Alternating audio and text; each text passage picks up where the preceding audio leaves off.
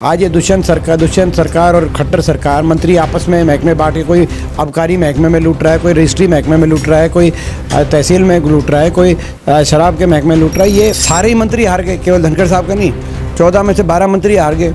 हर मंत्री के हल्के में बीजेपी के जो प्रदेश थे सुभाष बराला हार गए, कप्तान अभिमन्यु नारनौल से हार गए।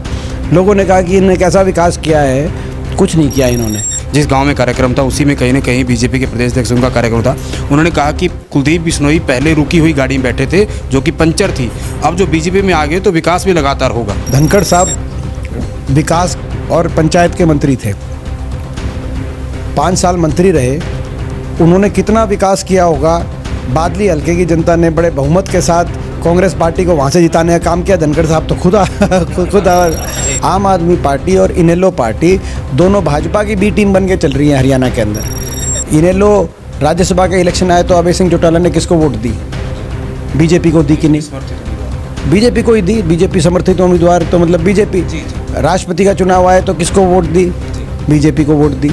ये जब बीजेपी के कहने से वोट डालते हैं विधानसभा में जाकर, तो जब चुनाव आते हैं तो बीजेपी के कहने पे उम्मीदवार देते हैं। मैं हुड्डा साहब जब कुलदीप बिश्नोई से बात कर रहा था तो उन्होंने कहा कि जयप्रकाश पहले भजन लाल से हारे, फिर मेरे से हारे, अब जो हो तीसरी पीढ़ी भव्य बिश्नोई से हारेंगे। आप उनके दावे को कैसे देखते कुलदीप बिश्नोई के? कभी वो संसद में बोले हों, कभी विधानसभा में बोले हों, कोई विकास कार्य कराए हों, लोगों के बीच में सुख दुख में आए हों, तो वो ये बताएं।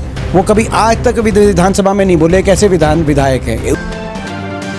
नमस्कार, बिंदास हरियाणा की चुनावी यात्रा में हमारे साथ राज्यसभा सांसद और आदमपुर उपचुनाव के कांग्रेस प्रभारी चौधरी दीपेंद्र सिंह हुड्डा है। हुड्डा साहब पहले तो बहुत बहुत स्वागत है आपका। धन्यवाद आपका। जी हुड्डा साहब, अगर हम गठबंधन सरकार की बात करें तो ये तीसरा उपचुनाव है। पहला उपचुनाव बड़ौदा में हुआ जो कि आपके ही उम्मीदवार है, वो जीत कर आए। दूसरा उपचुनाव ऐलनाबाद में हुआ और अब तीसरा उपचुनाव ये है। क्या कुछ माहौल लग रहा है आपको आदमपुर में? देखिए, ये गठबंधन सरकार बिल्कुल फेल सरकार है। जो खट्टर दुष्यंत सरकार, हरियाणा की अर्थव्यवस्था चौपट हो गई सरकार में। आज देश में सबसे ज़्यादा महंगाई हरियाणा में, वैट सबसे ज़्यादा हरियाणा में, सबसे महंगे बिजली के बिल, सबसे महंगा डीजल पेट्रोल रसोई गैस का सिलेंडर हरियाणा में, क्योंकि सबसे ज़्यादा वैट लगा दिया। सबसे ज़्यादा बेरोजगारी हरियाणा में, और ये हम नहीं कह रहे, ये भारत सरकार के आंकड़े कह रहे हैं। सबसे ज़्यादा बेरोजगारी, सबसे ज़्यादा महंगाई, विकास बिल्कुल ठप। गांव स्तर पे कोई विकास कार्य आपको दिखाई नहीं देंगे गांव से शहर तक। जो हरियाणा विकास के मामले में देश में नंबर 1 था, आज वो बेरोजगारी में, महंगाई में देश में नंबर 1 पहुंच गया, भ्रष्टाचार में नंबर 1 पहुंच गया।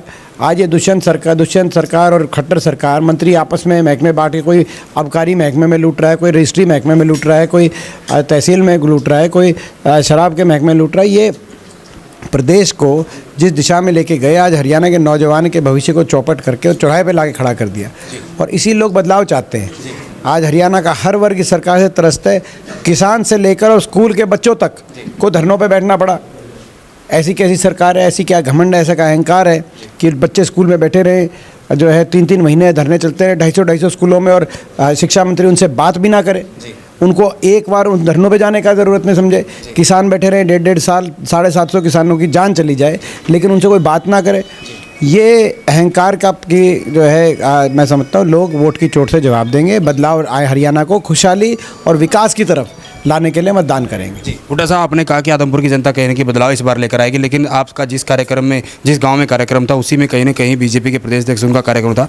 उन्होंने कहा कि कुलदीप बिश्नोई पहले रुकी हुई गाड़ी में बैठे थे जो कि पंचर थी, अब जो बीजेपी में आ गए तो विकास भी लगातार होगा। नहीं, धनखड़ साहब विकास और पंचायत के मंत्री थे, 5 साल मंत्री रहे। उन्होंने कितना विकास किया होगा, बादली हल्के की जनता ने बड़े बहुमत के साथ कांग्रेस पार्टी को वहाँ से जिताने का काम किया। धनखड़ साहब तो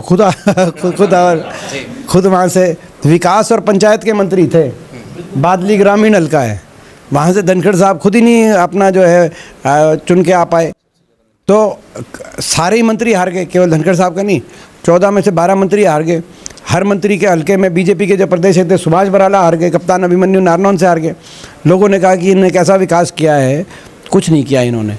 जब बीजेपी के मंत्रियों का ही कुछ नहीं हो रहा, तो कुलदीप बिश्नोई जी का तो अब 32वां नंबर आया है आदमपुर में, जो उन्होंने बीजेपी ने लिस्ट जारी करी है स्टार प्रचारकों की, उसमें 32वां नंबर आया है। तो जो इनके मंत्री हैं पहले दूसरे नंबर के, उनके हलकों में ही काम नहीं हो पाया 9 साल, तो आखिरी 1 साल 32वें को कौन काम करेगा। ये मैं हुड्डा साहब जब कुलदीप बिश्नोई से बात कर रहा था तो उन्होंने कहा कि जयप्रकाश पहले भजन लाल से हारे, फिर मेरे से हारे, अब जो हो तीसरी पीढ़ी भव्य बिश्नोई से हारेंगे। आप उनके दावे को कैसे देखते हैं कुलदीप बिश्नोई के? मैं तो इसमें जयप्रकाश जी का जज्बा देखता हूँ, क्या उन्होंने लड़ाई लड़ रहे हैं, और ये इस तरह का मैं समझता हूँ कि ये एक अहंकार की बात होती है, घमंड की बात होती है। लोकतंत्र में हार जीत अपनी जगह है, लोगों के लिए संघर्ष करना चाहिए। ये कुलदीप बिश्नोई जी की तो कार्यशैली रही नहीं यहाँ के जनप्रतिनिधि के रूप में, कभी वो संसद में बोले हों, कभी विधानसभा में बोले हों, कोई विकास कार्य कराए हों, लोगों के बीच में सुख दुख में आए हों, तो वो ये बताएं। वो कभी आज तक विधानसभा में नहीं बोले, कैसे विधायक है, क्या उनको इतनी बड़ी छूट क्यों दे रखी है लोगों ने।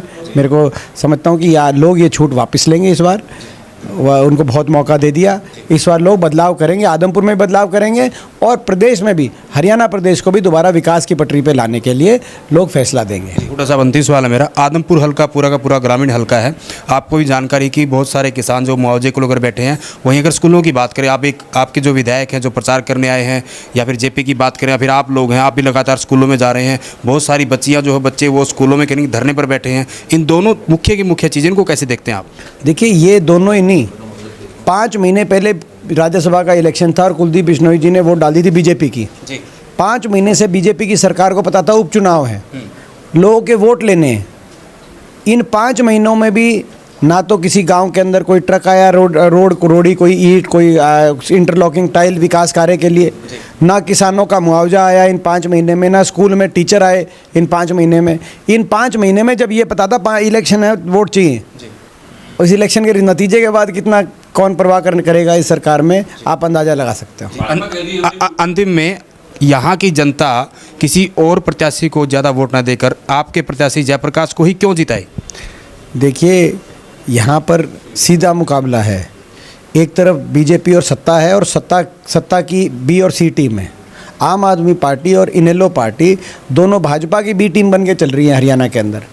इनेलो राज्यसभा का इलेक्शन आया तो अभय सिंह चौटाला ने किसको वोट दी? बीजेपी को दी कि नहीं? बीजेपी को ही दी, बीजेपी समर्थित उम्मीदवार, तो मतलब बीजेपी।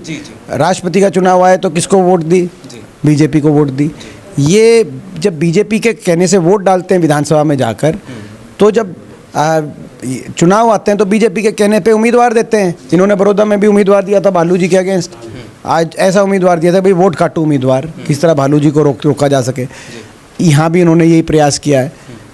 और दूसरा आम आदमी पार्टी हरियाणा के अंदर, मैं सवाल पूछना चाहता हूँ, आज बीजेपी के खिलाफ ना लड़कर आम आदमी पार्टी जब से हरियाणा में ये केवल कांग्रेस को निशाने पे, हुड्डा साहब को निशाने पे क्यों ले रही है, मेरे को निशाने पे क्यों ले रही है? उसका कारण है आम आदमी पार्टी बीजेपी की बी टीम बन के, हमारी लड़ाई ये है कि बदलाव आए हरियाणा में, बदलाव आए, सरकार से पीछा छूटे, हरियाणा विकास के आगे बढ़े। इनका टारगेट है आम आदमी और इनेलो का कि बदलाव ना आए, बीजेपी की सरकार 5 साल और आ जाए। इसीलिए मुकाबला सीधा है, एक तरफ बीजेपी और बीजेपी की बी और सी टीम, और दूसरी तरफ कांग्रेस पार्टी जयप्रकाश जी के हमारे उम्मीदवार हैं। इस बार बीजेपी के साथ साथ लोग बीजेपी की बी और सी टीम को भी नकारने का काम करेंगे। शुक्रिया हुड्डा साहब बातचीत करने के लिए। तो ये थे कांग्रेस के राज्यसभा सांसद दीपेंद्र सिंह हुड्डा, जिन्होंने हमारे साथ खास बातचीत और कहीं न कहीं जो यहाँ के कांग्रेस के उम्मीदवार है जयप्रकाश सहारण और जेपी, उनकी जीत का भी दावा किया। और कहीं न कहीं दीपेंद्र सिंह हुड्डा ने कहा है कि आदमपुर की जनता जो है इस बार बदलाव करेगी। हालांकि आदमपुर के नतीजे बताएंगे कि आखिर यहाँ की जनता किसको अपना विधायक चुनकर जो है वो चंडीगढ़ भेजने का काम करेगी। वीडियो जर्नलिस्ट विकास कुमार के साथ सुरेंद्र नैन, बिंदास हरियाणा।